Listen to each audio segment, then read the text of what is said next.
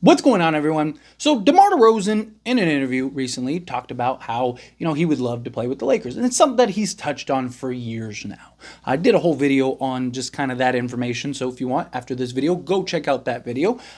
But to me, I think a lot of that was just leverage, if I'm being honest, right? Because more likely than not, Chicago appears to be willing to offer him significant money to keep him.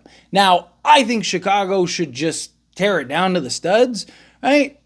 Even and like remove the Lakers from the conversation, right? Because I know some people are going to be like, well, yeah, of course you want him on the Lakers. Well, yeah, but even if remove that, right? Like he'd be great on a team like Miami. Like there's several options that he would have in which I think he would have success on. But Chicago just seems determined to like kind of be a first round exit, right? Or miss the playoffs, right? It's where they want to be. And so more likely than not, it's appearing that they're going to offer him like 30 plus million. We'll see how it all plays out. I think, again, leverage play by DeMar DeRozan. It's like, hey, I can use the Lakers. Hey, I will gladly go to the Lakers type thing. And it kind of puts pressure on Chicago. But I do think Chicago is still a very good trade kind of farm for us as the Lakers. Right? Now, obviously, DeMar DeRozan would be great. The only way we really could land DeMar DeRozan would be via trade because he's not going to take the mid-level exception. Even if the Lakers were able to get to the mid-level exception, if it happens, then home run, right? Let's knock it out of the park, right? Like, that's ridiculous. That'd be one of the best mid-level exception players ever, right? You're talking about a guy who's like been one of the top players in clutch, one of the best closers in the game, right? Like the guy's a walk-in bucket. Like there's a lot to be excited for if that were to happen. But realistically, if you're talking about DeMar DeRozan, it's probably via a sign-in trade. Now, a sign-in trade would hard cap the Lakers, but you're sending money out, you're getting players back. Like if you could work something out to where you're in a good shape, good spot, and then, potentially go and just kind of sign that missing piece or two, boom.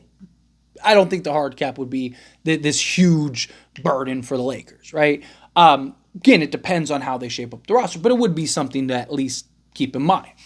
However, right, you look at kind of the pieces that Chicago has if they were to decide, hey, let's go a different direction, right? DeMar, where do you want to go? We don't want to lose you for nothing.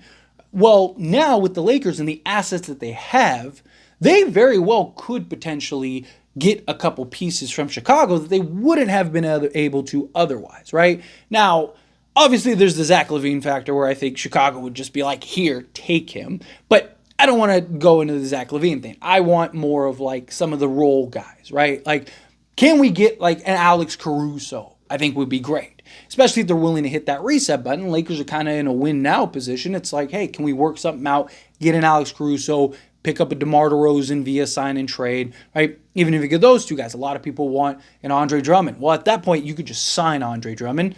Probably not making much if that then a vet minimum, right? So you could bring in Andre Drummond, sign and trade DeMar DeRozan, bring in Alex Caruso.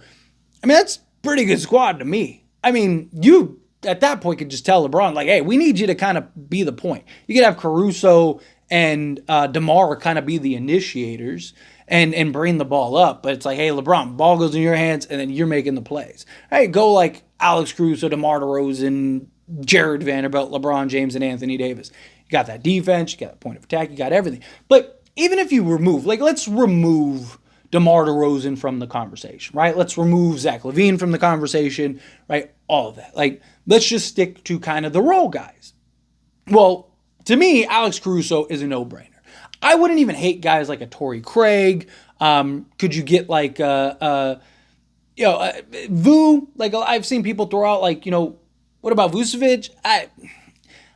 I'm not big on him. Right? He's making some pretty significant money and still got a couple years on his contract. Chicago might be willing to kind of just dump him, right? And you could do something where you get Vu and you get Alex Caruso and pair them. But then the issue is that LeBron would have to play the three. One, would LeBron want to play the three? Two, there's a reason LeBron hasn't played the three and plays the four, right? Anthony Davis has been incredibly outspoken about like, hey, I don't want to play the five. And the Lakers aren't like, well, too bad, we're going to keep you at the five because they just want to spite Anthony Davis, right? Anthony Davis isn't forcing them to put him at the 4 because everyone, all the parties involved understand LeBron has to play the 4 at this stage. So going and getting a guy like a Vu, is he really going to want to come off the bench? That's why I kind of think like you go with like a Valanciunas, you go with a Andre Drummond, piece like that. But I wouldn't even mind some of these because you got to kind of like round out guys, right? Let's say the Lakers make the big trades, right? Let's move Trae Young because I know a lot of people don't really like Trae Young, even though I think he's probably going to be the guy. But they trade for Trae Young. They're kind of limited on what they could trade for after that, if anything. But so let's say that they go and get DeJounte Murray, right? Let's use him as an example. Let's say that they put a package together, go and trade for DeJounte, right? Great. Got DeJounte. Now you probably still have a first, couple pieces. Could you do something to where you got to kind of round out a roster? You just did like a 2-for-1 trade, 2-for-1 swing. Can you do something to where maybe you're taking Gabe Vincent and whatever, a couple, or maybe you could keep Rui or something. I don't know. Like you could configure it however you want it if you're the Lakers, depending on what Atlanta wants, because Atlanta's looking to try to shed salary. So there's even a possibility of like maybe a D'Lo. There's talks about like kind of giving D'Lo like an inflated 1-year contract and then shipping him out. So maybe you give D'Lo like $25 million, and it's like, hey, we'll give you D'Lo, and then we'll give him this expiring contract. Boom, you get the money off the books after the year, and then you get picks. That could be something. We'll see how it plays out. Point is, go get, like, say, a DeJounte Murray, and then I would hit up Chicago and be like, hey, what do you want for an Alex Caruso? What do you want for even, like, a Torrey Craig, right? Could you get, like, a Patrick? Like, that would be something solid. I don't really know if they'd trade him, but you never know. It doesn't hurt to ask, right? To me, Chicago's value is kind of in the other guys. Chicago's value is kind of in the role guys. It's like, okay, you got Kobe White, who's really stepping up. You're going to have to figure something out with Zach LaVine. Maybe Detroit still wants him. Maybe Detroit would still be willing to take him. Maybe go figure something out with that. If you could get a DeMar DeRozan in the deal, right, you could work something like that out, right? So, like, let's say if you do the D'Lo inflated contract. Again, everything's just kind of up in the air.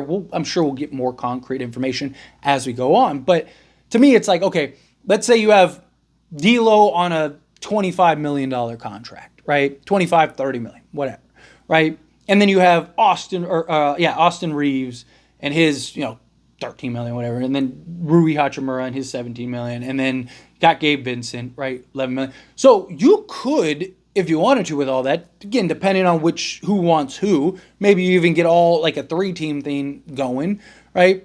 And what if you could figure out a way to land like a DeJounte Murray and Alex Caruso and maybe even a DeMar DeRozan, right? Like that could be your starting 5. DeJounte Murray, DeMar DeRozan, Alex Caruso, and LeBron James, Anthony Davis. And you'd still have like Jared Vanderbilt off the bench, Christian Wood.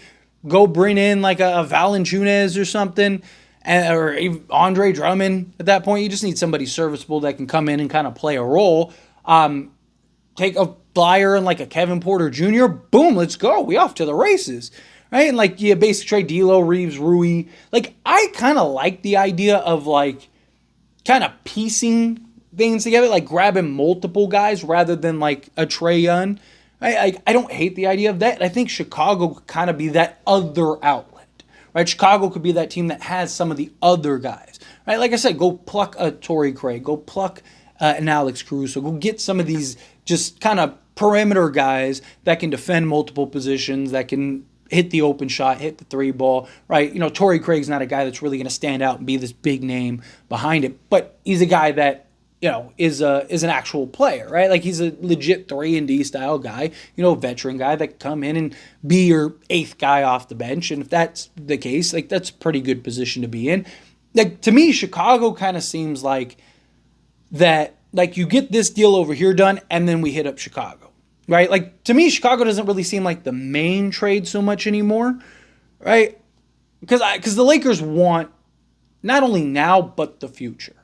But if the Lakers were just solely right now, then hit up Chicago, and Chicago would be the main piece. But to me, I think Chicago kind of makes more sense now as that other, like, what else are we going to get? Right? We got a DeJounte Murray. What else are we getting?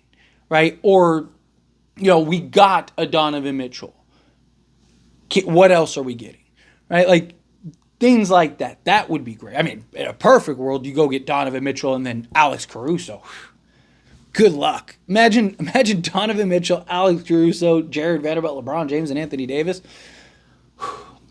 Look, a fan can dream, right?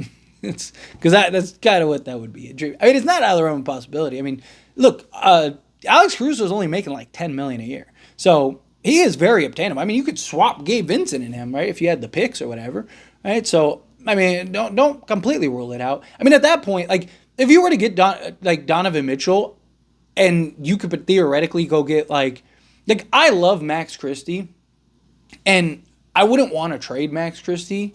However, like, if you landed Donovan Mitchell, right, to me, I feel like you're kind of in, like, let's go, right? Like, let's make this happen. Do you just, like, hit him up and go, hey, like, Kobe White, Max Christie as your backcourt of the future?